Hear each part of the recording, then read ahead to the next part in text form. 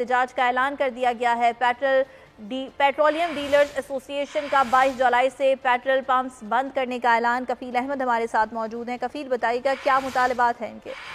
खान जो इस Karachi press club में प्रेस कॉन्फ्रेंस में खिताब कर रहे हैं, उन्होंने 22 जुलाई से मुल्क भर में पेट्रोल पंप सुबह 6 बजे से बंद करने का ऐलान कर दिया और उनका मुतालबा ये है कि फौरी तौर पर जो डीलर्स का मार्जिन है उसमें इजाफा किया जाए, इसलिए कि पैदावारी लागत और इस वक्त जो बिल्स हैं उसके बायस कारोबार करना नामुमकिन हो गया है।